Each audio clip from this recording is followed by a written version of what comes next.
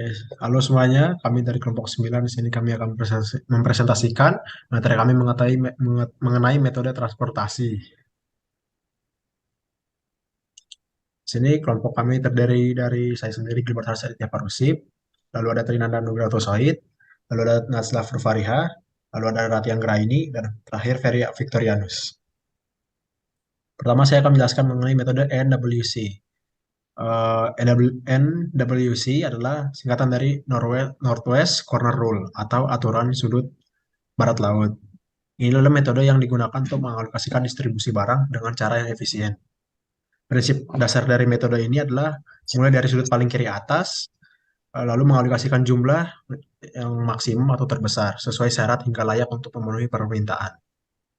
Lalu aturan-aturan metode NWC. Pertama, pengisian sel atau kotak dimulai dari sudut kiri atas dari tabel. Kedua, kita akan mengalokasikan jumlah maksimum sesuai dengan syarat sehingga layak untuk memenuhi permintaan. Tiga, jika masih ada supply yang cukup, kita akan bergerak ke kotak sebelah kanan. Namun jika supply tidak mencukupi, kita akan bergerak ke kotak di bawahnya sesuai dengan demand. Keempat, kita akan terus bergerak hingga supply habis dan permintaan terpenuhi. Lalu sekarang kita akan membahas mengenai keuntungan metode NWC. Pertama, metode ini sederhana dan mudah dipahami. Kedua, memberikan solusi awal yang cukup baik dalam waktu yang relatif singkat. Ketiga, metode ini dapat digunakan sebagai titik awal untuk metode perencanaan distribusi yang lebih kompleks. Kesimpulannya adalah untuk merangkum metode NWC ini adalah bahwa metode NWC adalah alat yang berguna dalam perencanaan distribusi barang. Dengan mengikuti aturan dasarnya, kita dapat mengalokasikan distribusi dengan efisien dan memenuhi permintaan pelanggan. Selanjutnya dipersilakan. Oke, baik. Sekarang masuk ke metode biaya terkecil atau less cost method. Ini merupakan model penyusunan tabel awal dengan cara pengalokasian distribusi barang dari sumber ke tujuan mulai dari sel yang memiliki biaya distribusi terkecil.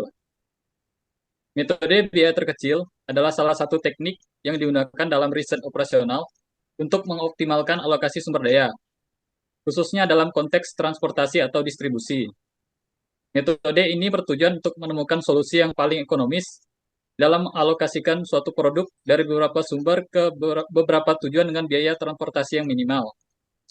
Metode biaya terkecil membantu organisasi atau perusahaan untuk mengoptimalkan pengeluaran dalam distribusi produk atau sumber daya. Ini adalah salah satu alat penting dalam manajemen rantai pasokan dan logistik. Untuk aturannya, yang pertama, pilih sel yang biayanya terkecil. Pilih sel yang biayanya terkecil, ini merujuk pada salah satu langkah penting dalam metode biaya terkecil atau less cost method. Langkah ini dilakukan untuk memulai proses alokasi sumber daya atau produk dari sumber ke tujuan dengan biaya transportasi yang minimal. Yang kedua, sesuaikan dengan permintaan dan kapasitas. Yang dimaksud dengan sesuaikan dengan permintaan dan kapasitas itu merujuk pada prinsip dalam manajemen rantai pasokan dan distribusi yang mengharuskan alokasi sumber daya atau produk sesuai dengan kebutuhan dan batasan yang ada. Dalam konteks metode biaya terkecil, ini berarti bahwa alokasi produk dari sumber ke tujuan harus memperhitungkan dua aspek. Yang pertama itu permintaan. Ini mencerminkan jumlah produk atau sumber daya yang diperlukan atau diminta oleh tujuan atau pelanggan. Yang kedua kapasitas. Ini mengacu pada kemampuan sumber atau saluran distribusi dalam mengirimkan produk atau sumber daya. Kapasitas dapat berupa jumlah maksimum yang dapat diangkut oleh suatu sarana transportasi atau sumber tertentu. Yang ketiga, yaitu pilih sel yang biayanya satu tingkat lebih besar dari sel pertama yang dipilih. Pilih sel yang biayanya satu tingkat lebih besar dari sel pertama yang dipilih, itu merujuk pada langkah-langkah literatif dalam metode biaya terkecil atau less cost method. Setelah sel pertama dengan biaya terendah telah dipilih dan diisi, seperti yang telah dijelaskan sebelumnya, langkah berikutnya adalah memilih sel berikutnya dengan biaya yang lebih tinggi, tetapi hanya satu tingkat lebih tinggi dari sel pertama yang dipilih. Untuk langkah yang terakhir, yaitu sesuaikan kembali dan cari total biaya. Sesuaikan kembali, lalu cari total biaya, adalah langkah terakhir dalam proses metode biaya terkecil. Setelah seluruh matriks biaya transportasi telah diisi dengan alokasi produk, langkah ini bertujuan untuk menghitung total biaya transportasi dari alokasi yang telah ditemukan. Selanjutnya, untuk metode selanjutnya akan dijelaskan oleh rekan saya.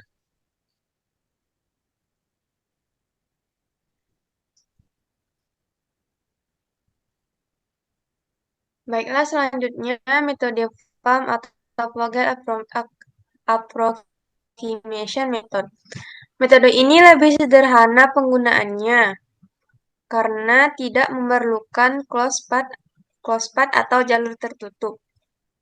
PAM dilakukan dengan cara mencari selisih biaya terkecil dengan biaya terkecil berikutnya untuk setiap kolom maupun baris. Kemudian pilih selisih biaya terbesar dan alokasikan produk sebanyak mungkin ke sel yang memiliki biaya terkecil. Cara ini dilakukan secara berulang hingga semua produk sudah dialokasikan. Selanjutnya, prosedur pemecahan dengan PAM. Yang pertama, hitung perbedaan antara dua biaya terkecil dari setiap barisan dan kolom. Yang kedua, pilih baris atau kolom dengan nilai selisih terbesar, lalu beri tanda kurung. Jika nilai pada baris atau kolom adalah sama, pilih yang dapat memindahkan barang paling banyak. Yang ketiga, dari baris atau kolom yang dipilih pada nomor 2 tersebut, tentukan jumlah barang yang bisa terangkut dengan memperhatikan pembatasan yang berlaku bagi baris atau kolomnya serta sel dengan biaya terkecil. Yang keempat, hapus baris atau kolom yang sudah memenuhi syarat sebelumnya. Artinya suplai telah dapat terpenuhi. Dan yang kelima, ulangi langkah tersebut hingga semua alokasi terpenuhi. Selanjutnya akan dijelaskan oleh rekan saya. Baiklah, selanjutnya saya akan menjelaskan tentang di sini terdapat langkah-langkah metode stepping stone. Langkah yang pertama, misal tabel awal menggunakan NWC. Langkah kedua, pilih segi 4 tak terpakai yang ingin dievaluasi. Langkah ketiga, cari jalur terdekat atau gerakan hanya secara horizontal atau vertikal dari segi 4 tak terpakai semula. Hanya ada satu jalur terdekat untuk setiap sel tak terpakai dalam suatu pemecahan tertentu. Meskipun bisa memakai jalur batu loncatan atau sel tak terpakai secara sembarang, jalur terdekat hanya ada pada sel yang dijadikan batu loncatan dan sel tak terpakai yang dinilai. Selanjutnya, langkah yang keempat, tanda tambah dan tanda kurang muncul bergantian pada setiap sudut sel dari jalur terdekat. Dimulai dengan tanda tambah pada sel kosong. Langkah yang kelima, jumlah unit biaya dalam segi 4 dengan tanda tambah sebagai tanda penambahan biaya. Penurunan biaya diperoleh dari penjumlahan unit biaya dalam tiap sel negatif. Langkah yang keenam, ulang langkah 1 sampai dengan 4 untuk sel kosong lainnya dan bandingkan hasil sel kosong tersebut. Pilih nilai evaluasi yang paling negatif atau penurunan biaya yang paling besar. Bila tak ada nilai negatif pada evaluasi sel kosong berarti pemecahan sudah optimal. Selanjutnya, langkah yang terakhir, lakukan perubahan jalur pada sel yang terpilih dengan cara mengalokasikan sejumlah unit terkecil dari sel bertanda kurang dan tambahkan terhadap sel bertanda tambah. Yang ke-8, ulangi langkah 1 sampai dengan 6 sampai diperoleh indeks perbaikan atau evaluasi sel kosong, tidak ada yang bernilai negatif. Baiklah, selanjutnya akan dilanjutkan oleh rekan saya.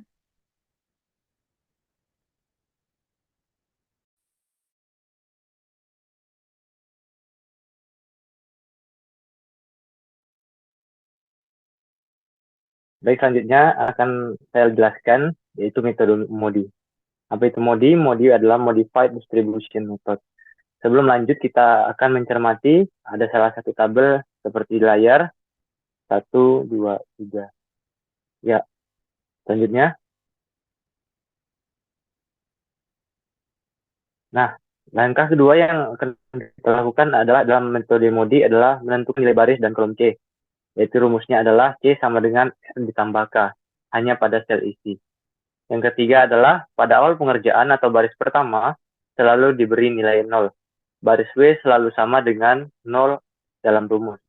Contoh pada mencari nilai kolom KA. Rumus CIJ sama dengan RI ditambah KJ. Rumus CWA sama dengan RW ditambah KA. Masukkan 20 sama dengan rumus persamaan dasar RW selalu digunakan 0. 0 ditambah KA. Jadi KA sama dengan 20. Begitu juga dengan mencari nilai kolom KB. Masukkan saja langsung CWB sama dengan RW ditambah KB. Karena diketahui CWB adalah 5 dan ketetapan pertama adalah 0 untuk RW ditambah KB, maka KB sama dengan 5. Selanjutnya adalah mencari nilai baris RH. Rumusnya adalah CHB sama dengan RH ditambah KB. Diketahui CHB adalah 20, RH belum diketahui atau yang dicari, KB-nya adalah 5. Jadi RH sama dengan 20 dikurang 5 sama dengan 15. Begitu juga dengan mencari nilai kolom KC. CPC sama dengan RP ditambah KC. Diketahui CPC sama dengan 19 dan RP sama dengan 5. KC belum diketahui, maka pindah ruas 19 dikurang 5, RP sama dengan 14. Begitu juga dengan mencari nilai kolom RP. Rumusnya adalah CPB sama dengan RP ditambah KB. Diketahui CPB adalah 10 dan RP belum diketahui atau yang dicari. Ditambah dengan KB yaitu 5. Jadi 10 dikurang 5 pindah ruas, jadinya RP adalah 5. Selanjutnya teman-teman dapat melihat seperti tabel yang ada. Cara selanjutnya adalah meletakkan nilai tersebut pada baris atau kolom yang bersangkutan. Dari apa yang telah kita dapatkan tadi, R1 sama dengan 0, R2 15, R3 5, dimasukkan di sisi kiri. Dan yang di kolom baris, K1 sama dengan 20, K2 sama dengan 5, dan K3 sama dengan 14. Selanjutnya. Nah, yang selanjutnya dalam metode MODI kita akan menghitung nilai atau indeks perbaikan setiap sel segi 40 dengan rumus CIJ dikurang RI dikurang KI. Yang pertama, HA karena diketahui 15 dalam CIJ, 15 dikurang 15 dikurang 20 sama dengan negatif 20. Abaikan pusat perhatian, kita akan bahas di selanjutnya. Langsung ke nomor 2. PA sama dengan 25 dikurang 5 dikurang 20 sama dengan 0. Begitu juga yang ketiga, WC sama dengan 8 dikurang 0 dikurang 14 sama dengan negatif 6. Dan HC 10 dikurang 15 dikurang 14 sama dengan negatif 9. Adapun angka-angka tadi diambil dari tabel yang telah kita kerjakan sebelumnya dan dimasukkan melalui rumus CIJ dikurang RI dikurang KI. Teman-teman dapat melihat di kolom yang pertama dalam kurung adalah pusat perhatian. Kalau kita baca, optimal jika pada sel yang kosong indeks perbaikannya 0 atau positif.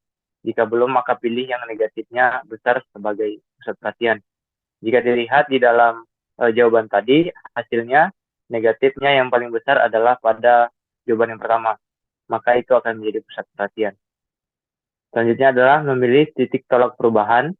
Pilih nilai yang negatifnya besar, yaitu yang tadi, yang nomor 1 ya.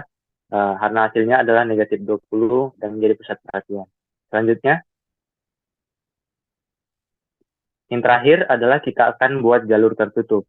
Berilah tanda positif pada A-A yang tadi negatif 20. Pilih satu sel terdekat yang isi dan sebaris dengan H-B yang ada di bawahnya. Satu sel yang isi terdekat dan sekolom WA, berilah tanda negatif pada dua sel tersebut.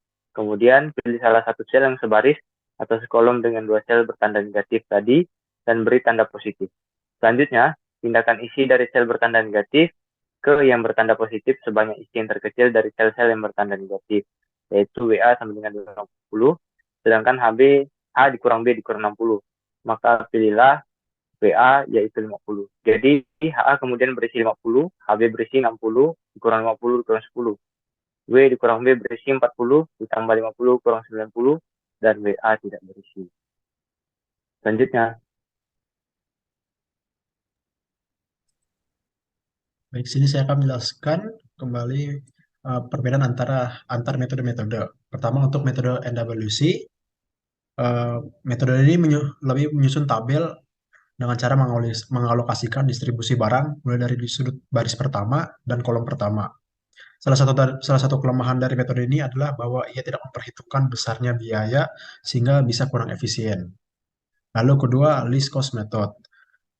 Metode ini mencari dan memenuhi yang memiliki biaya distribusi terkecil. Ini adalah pendekatan yang lebih fokus pada pengurangan biaya dibandingkan metode NWC. Yang ketiga adalah Vogel Approximation Method. Metode ini mencari sel yang memiliki selisih biaya terbesar pada setiap baris dan kolom, kemudian memilih sel yang memiliki selisih biaya terbesar. VAM dianggap lebih efisien daripada metode NWC dan least cost method. Lalu keempat ada metode stepping stone. Metode ini mencari rute menghasilkan biaya minimum dengan cara menambahkan atau mengurangi jumlah barang pada setiap sel. Metode stepping stone dianggap lebih akurat daripada metode NWC, least cost method, dan VAM. Lalu yang terakhir adalah metode MODI, Modified Distribution Method. Metode ini melibatkan penentuan nilai potensi atau penyesuaian untuk setiap sel dalam tabel transportasi. Potensi ini menggambarkan kontribusi sel tertentu terhadap total biaya atau profit dalam solusi optimal. Metode MODI digunakan untuk mencari dan memperbaiki sel-sel yang memiliki nilai potensi negatif, yang menunjukkan ketidakseimbangan dalam alokasi sumber daya. Baik, demikianlah presentasi singkat dari kami mengenai metode-metode tadi. Semoga teman-teman dapat paham dan jikalaupun ada kekurangan dalam penyampaian kami mohon maaf. Sekian dari kami undur diri dan mengucapkan terima kasih.